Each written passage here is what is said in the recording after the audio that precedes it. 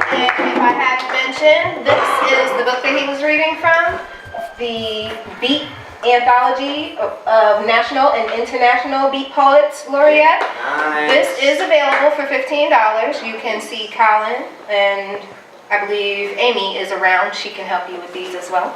All right, $15 for this, and a bunch of poets in here. That's well worth it. Well worth it. Only $15?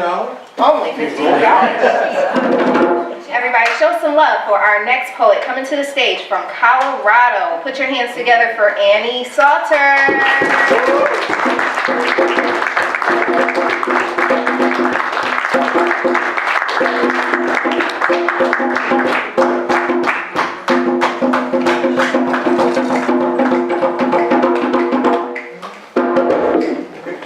Thank you. Hey.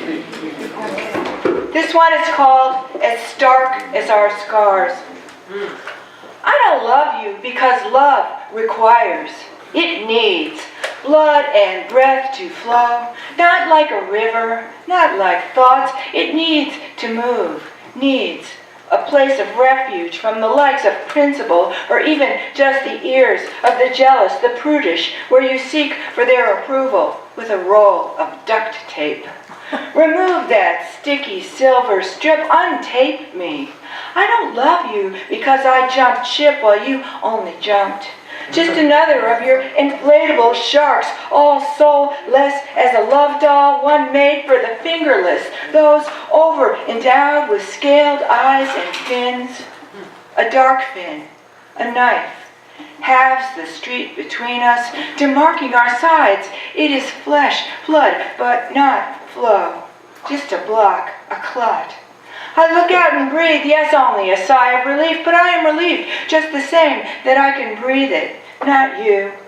You just close your blinds, turn up the static, and spew chum. I don't love you because I am already miles away, dark in the dark, deep night in the deepest of night oceans. Even split as we are by the sharp crescent of a moon, still Venus appears, but you only catch a glimpse and lose her. I get up, follow her across the long blue strip, a vain, chill trail beneath the skin of a black sky. Fresh as our flesh, our blood, holy as flow, a shark, stark as our scars. Its edges bending in the cold, just to embrace me.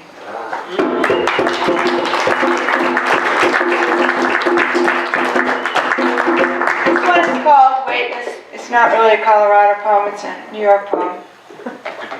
But I have on your sweater, but you say I can only put one arm into one of the sleeves and leave the rest hanging. Trailing uncertainties, I promise you nothing, either except for the promise of massive risks, the debility of desire's deadly disaster, the certain surety of a salty edge of insanity's sting when it slides deep through the defining slice of a suddenly sober skin. As promised, I have no explanation to offer for my heart, and it refuses to look for any beyond being satisfied to sleep, beat by beat across your chest. No, I am not a woman who knows what she needs, even just to live beyond next morning, because no, I don't know. And I won't know until that sun rises. And I will never sort through all of our inevitable wrong turns, looking back to see where it was we lost our way, where it was we became caught up in this current, always headed for casual calamity. All I know for sure is that the mistakes, the grief, yeah, they will be there either way we turn. There is no other direction, no road we can take that does not lead ultimately to ashes. All we can do is choose.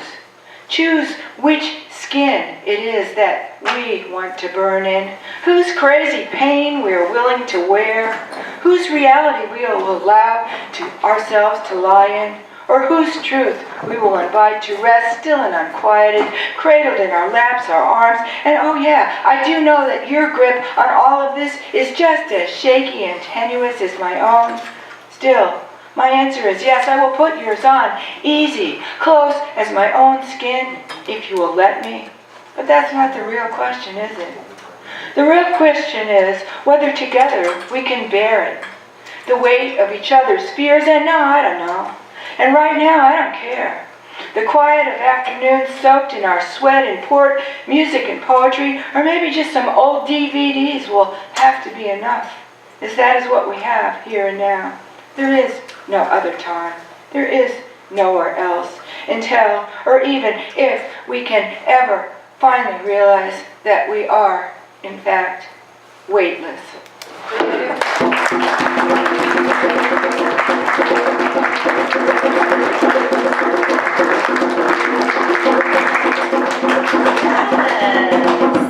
I've got to visit Colorado. Put your hands together for Miss Annie one more time.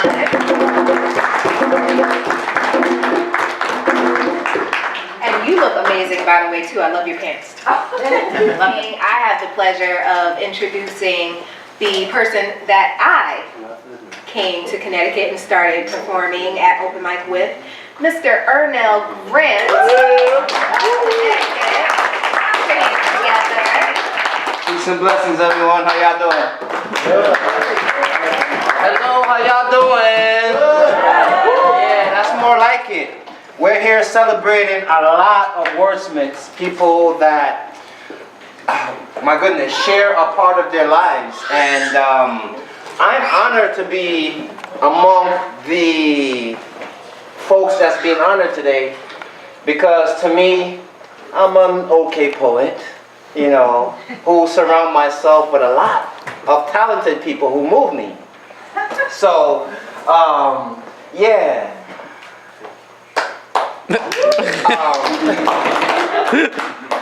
And I brought a few with me just to demonstrate that it's not about me. It's about Poets Realm, the team. It's a place where we get together, we share in our different experiences. We cry, we laugh, we uplift each other, you know, and we're just there to, it's a space where anyone can feel comfortable. So I did Poets Realm, but I'm also proud of my other venture, which is the Poets Next Gen. It's the youth poetry that I do. And the main reason why I started that is because of my son, who's right there. He wanted to come to my poetry venues all the time. And I said, no, you can't really come. It's late at night and some language and such. So when he was 5 years old, I started the Poets Next Gen. And I must say, you know, he loves it. I don't have to prod him to go. He remembers. Daddy today is youth poetry. And this is why I do this, to help shape the next generation. And it gives me joy to see him here, still seated, listening, asking me questions. And this is what I do. Peace and blessings to my wife, my daughter as well. Before I get started all the time, I just love to pay homage to the ancestors, and I'm going to tap the djembe for a little bit.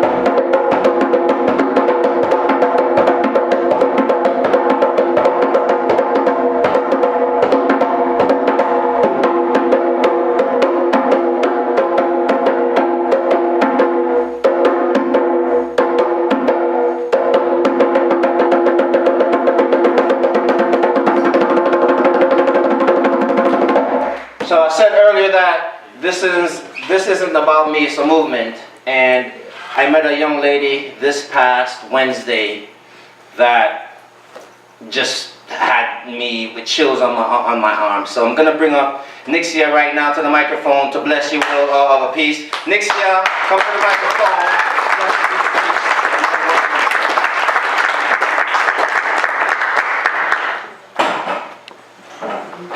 Hello. Hello. Alright, I'm gonna do a poem I wrote recently. She is a mermaid among sirens, tailed like a shark, faced like a queen, and voiced like an angel. But she does not serenade a man with her songs, does not coax him into a trance with her lullabies. She is a maiden of aqua, a beautiful marine. She is unlike those that fray when the freshwater opera stops to ravage the flesh of men. Her songs do not end. When the ocean is dirty with the blood of patriarchs, she does not stop singing. When men strike tailed maidens of the water with rusted blades and shards of glass from broken whiskey bottles, she does not stop singing. She is a mermaid among sirens. She is in love with like men, obsessed, killing herself on beaches as she begs to join them on land, tearing the scales from her bottom half in hopes to find a pair of legs underneath, swallowing air, praying for the ability to live off what men live on. And when she finds herself a man who entertains her fantasy, she holds on tight. She does not let go. She drags him under the sea, smiles when his screams translate into bubbles, kisses him when his lungs fill with salt water, but cries when his body, limp and cold as the ocean floor, slowly ascends to the ceiling of the sea. For no matter what she does or how hard she loves, man will always inevitably return to their own world. And in this moment, she is a mermaid, though no better than the sirens of which she is among. Yeah.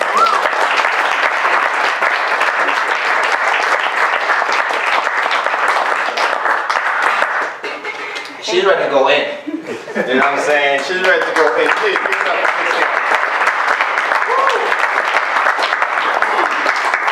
So, See, that's why every Wednesday you can find me at Poets Realm. Give it up for Ernel Grant. One more.